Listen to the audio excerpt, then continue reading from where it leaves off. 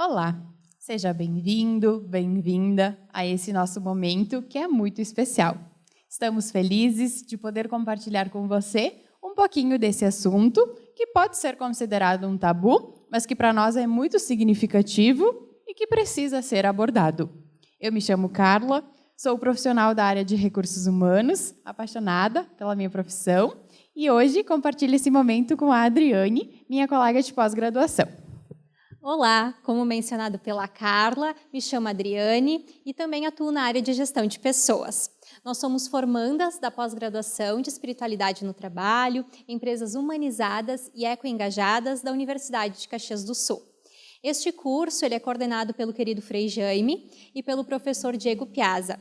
Um agradecimento especial a eles por toda a dedicação, pelos ensinamentos que transformam a vida das pessoas, inclusive de nós.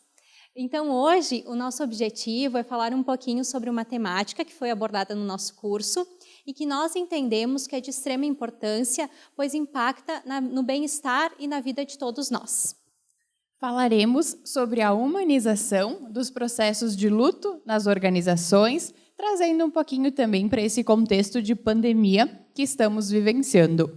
Como comentado lá no início, o luto pode ser desconfortável, pode ser considerado um tabu, mas, indiferente disso, nós precisamos falar sobre ele, a gente precisa trazer esse assunto à tona, porque as situações, os processos de luto vão acontecer, e às vezes é quando a gente menos espera, dentro das nossas empresas, das nossas famílias, no âmbito todo da nossa vida. E é super importante que a gente possa, de alguma forma, se preparar para esses momentos, saber como lidar com alguém que está próximo de nós e passa por uma situação de luto. Então, para aprofundarmos a temática, nós convidamos a nossa professora da pós e especialista no assunto, Ana Reis. Ela irá nos apresentar como nós podemos abordar esse assunto dentro das nossas organizações, como as lideranças podem conduzir com suas equipes esses processos e de que forma nós podemos fazer a diferença nas etapas que sucedem uma perda por morte. Prof. Ana, obrigada por aceitar nosso convite. Fique à vontade para compartilhar suas vivências, suas experiências que são tão enriquecedoras, e a intenção é realmente fazer com que cada um possa olhar para dentro de si e, quem sabe, que as pessoas possam estar um pouco mais preparadas para gerir, para lidar com situações de luto.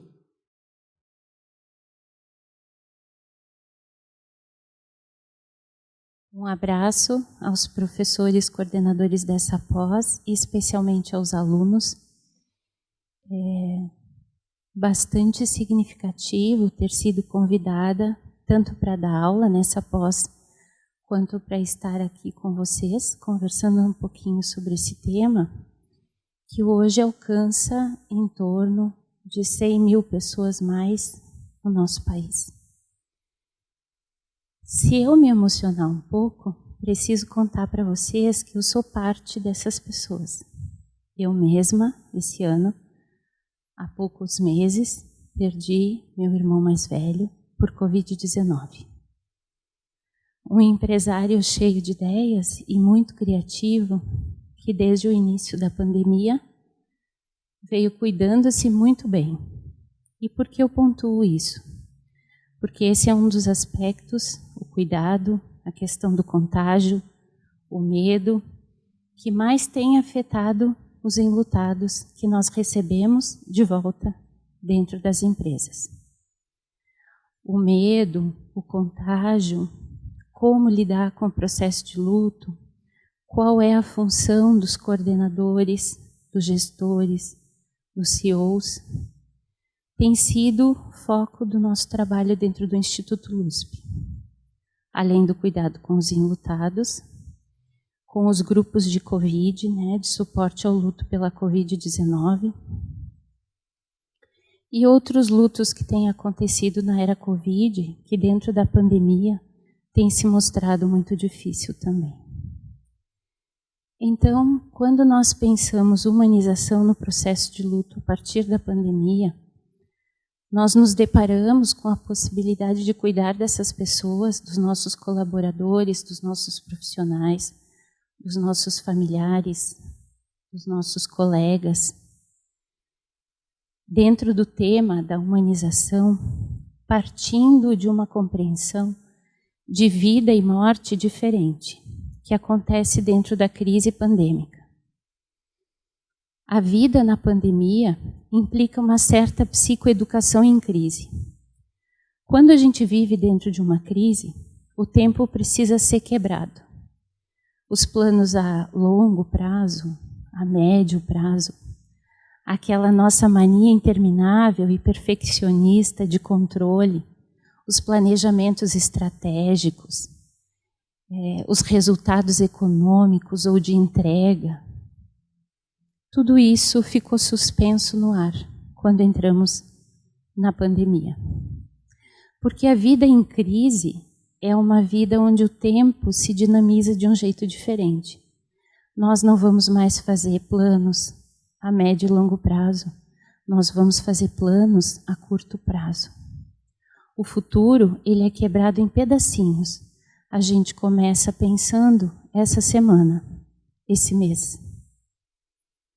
Tudo aquilo que a gente imaginava como resposta em relação a controle, previsibilidade, linha de raciocínio, lógica, tudo isso passa a ser um jogo enorme de peças, de um quebra-cabeças que vai chegando devagarzinho, numa vida profissional, organizacional, num clima empresarial em que a gente não consegue mais encaixar as peças perfeitamente. Ficam pontas para fora, arestas no meio da figura, e esse conjunto de demandas, essa enxurrada de urgências e emergências, na imprevisibilidade, na incerteza, faz com que a gente tenha que ir adaptando uma peça de cada vez e sabendo suportar aquele vazio que existe nessa peça que ainda não chegou e que talvez não chegará. E no luto, talvez a gente tenha que se deparar com peças muito importantes que não vão voltar para dentro da nossa organização. E todos nós estamos nessa dinâmica de incertezas, ali, diante das nossas vulnerabilidades, tentando organizar o nosso pensamento, estabelecer uma hierarquia de necessidades e cuidar o máximo possível das pessoas. O medo, do ponto de vista psicológico, não deixa que as pessoas pensem com clareza. Um indivíduo com medo, um indivíduo inseguro, um ser humano inseguro, não consegue tomar decisões com a mesma lógica e sustentação que tomava antes. Porque instintivamente e neurobiologicamente, nós vamos responder a partir do nosso cérebro reptiliano, aquele que cuida do imediato, da luta e da fuga diante do medo, aquele que fica hiperativado no medo e age, ou talvez aquele que vai gerar um congelamento, uma hipoativação. E com medo, não conseguindo acessar as nossas condições superiores, as nossas habilidades do neocórtex, né? Os nossos recursos superiores da criatividade, etc., a gente tende a ter muita dificuldade também para conseguir respirar fundo e pensar. E diante disso, inseguros, nós vamos produzir muito menos, nós vamos errar mais, é provável. E o óbvio passa a ser algo que precisa ser dito. Humanização aqui significa não levar em conta o que é óbvio, mas poder conversar sobre tudo. Humanização aqui, na crise, significa perceber que o que era grande se torna pequeno. E o que era pequeno se torna imenso. Eu vou conseguir chegar aqui na próxima semana, no meu trabalho. O meu familiar que está internado na UTI vai conseguir sair da UTI. Então já não pensamos mais nos resultados no final do mês, não pensamos mais em pagar a fatura do apartamento, do carro, ou da faculdade, ou da pós. Nós estamos lutando para sobreviver. Numa maratona que leva quilômetros que vai exigir de nós reduzir as nossas expectativas, aprender a boiar para poder pensar com mais calma. Experimentar a partilha, a construção conjunta de respostas. Contar com os colegas que conseguem pensar o que nós não estamos conseguindo pensar. Não porque não somos hábeis, mas porque estamos todos mergulhados num contexto muito difícil. A pandemia tem nos ensinado o valor do tempo. Esses 10 minutos que a gente está conversando aqui não voltam mais para minha conta. É isso que a doutora Ana Cláudia Arantes diz, né, nos vídeos dela, e eu gosto muito. Então eu espero que vale muito, que venha a ser muito, muito valoroso para vocês. Porque esses 10 minutos de vocês também não voltam para minha conta. E não voltam, não, assim como não voltam para minha conta, não voltam para a conta de vocês. A pandemia nos ensinou o valor do tempo e a pandemia nos ensinou também que somos responsáveis uns pelas vidas de outros.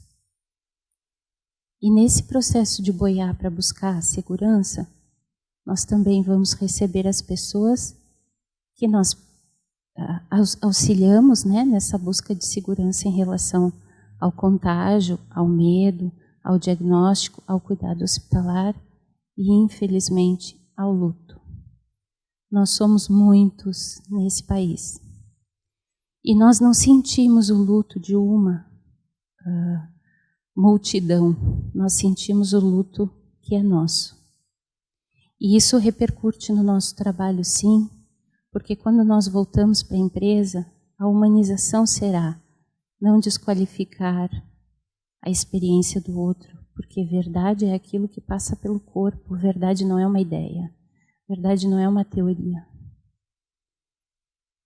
Nós vamos precisar nos sensibilizar para dar espaço para a tristeza, criar rodas de conversa. Os RHs vão precisar saber como lidar com o luto, porque vão testemunhar, se não em si, em outros, um conjunto enorme de sintomas em que a gente vai precisar entrar para ajudar de alguma forma. Rodas de conversa, instrumentalização, acompanhamento. A capacidade de oferecer silêncio, que é presença, e palavra que precisa ser cuidada, né? Que precisa ser escolhida. Que palavra eu ofereço aqui diante desse limite tão grande de estar entre a vida e Deus, que o luto é. Existe um filósofo chamado Levinas que diz que a morte retira do tempo o que lhe é próprio.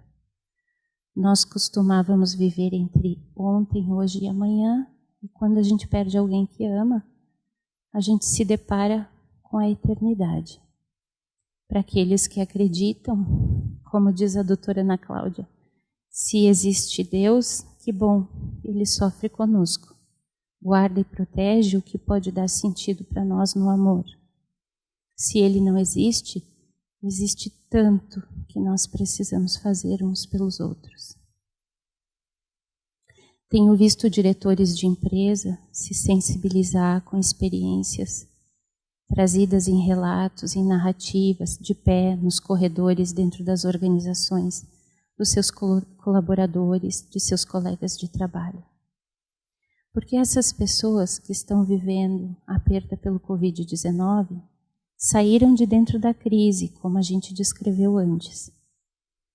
Viveram um tempo de tensão enorme entre o medo da perda e a esperança, com ligações que chegavam às 9 da manhã ou às vezes entre as 4 e as 8 da noite, de um médico que eles não podiam chegar perto porque não tinha como entrar em contato, que dava notícias da pessoa que eles amam dentro de uma UTI. É tão difícil quando você ama muito alguém e tudo em você quer cuidar dessa pessoa e você não pode estar lá, não pode estar de mãos dadas com ela.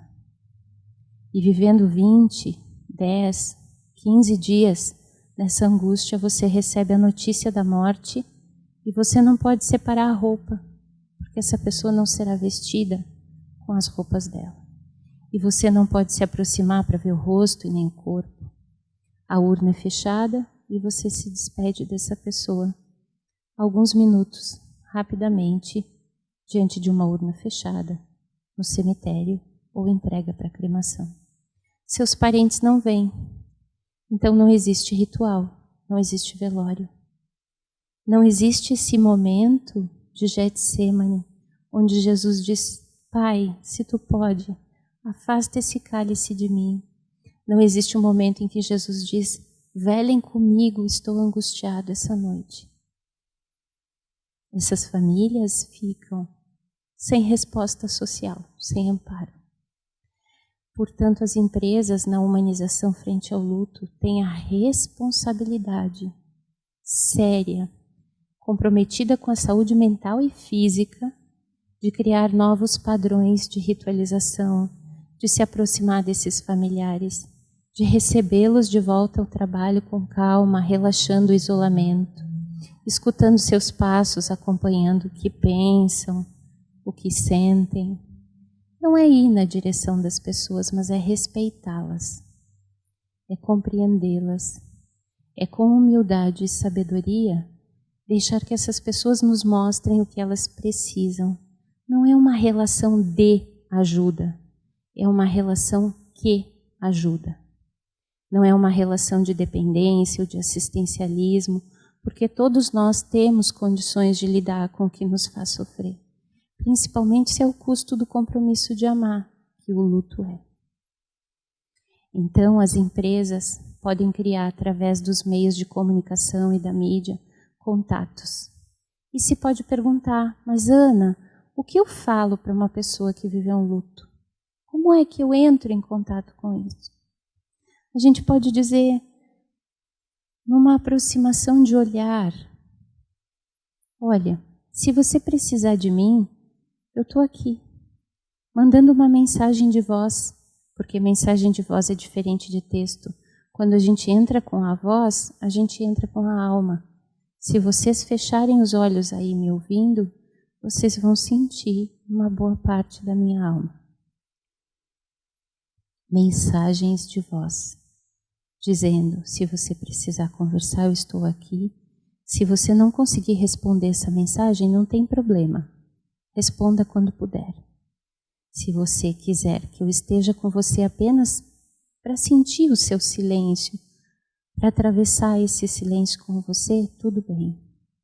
Perguntas do tipo, como posso lhe ajudar? Ou como posso não lhe atrapalhar nesse processo, que é tão seu? O rodízio de tarefas, a boa aproximação numa conversa durante um cafezinho, que permite que o seu colega se sinta escutado, compreendido de alguma forma. Existe um teólogo italiano que eu gosto muito, que é Bruno Forte, e ele diz assim que a Trindade, Pai, Filho e Espírito Santo, é silêncio, palavra e encontro. Eu sempre penso isso aplicado ao cuidado no luto, em todas as dimensões, mas essencialmente dentro das organizações que são espaços que precisam ser mais técnicos e produtivos, espaços que precisam se abrir para olhar para o inteiro das pessoas, o nosso inteiro, para devolver segurança para nós, para que a gente possa pensar melhor, produzir melhor e ser alguém melhor. Bruno Forte diz, silêncio é pai, origem, o deserto, o contato com o vazio, com tudo aquilo que parece vazio, mas que está recheado do que nós somos, do quanto fomos amados, do quanto existe em nós sentido e valor. É origem e destino. Palavra é verbo, aquilo que a gente escolhe de modo cuidadoso, não com descaso e desqualificação, nem com pressa e ansiedade. A palavra é verbo, essa chegada que permite movimento. O verbo de Deus, Jesus, era a sua palavra. Palavra que aparece de vez em quando e que oferece norte, direção, abraço, palavra encarnada daquilo que realmente importa para nós. E encontro, que é troca, olho no olho, neste silêncio, neste movimento de empatia, compaixão, verdade e protagonismo, faz com que a gente consiga se encontrar consigo também nesse processo, que é no luto se deparar com tudo aquilo que sustentava talvez a minha vida, ou boa parte dela, que ruiu e que eu preciso retecer nessa teia que a minha vida é. Vida também é trabalho. Então, nós temos uma grande responsabilidade aí. O Instituto LUSP se coloca à disposição para cuidar de todos aqueles que desejam se instrumentalizar para cuidar de outros, quem sabe de si mesmos. Porque uma das coisas que a gente aprende trabalhando com luto, trauma e emergências é que na virada da esquina, aquilo que afeta alguém também nos afeta. Também se coloca à disposição o Instituto LUSP para a indicação dos grupos de apoio ao luto pela Covid-19, que são gratuitos, e também para o cuidado com o luto dentro das famílias, com todos nós. Muito obrigada, um abraço a todos.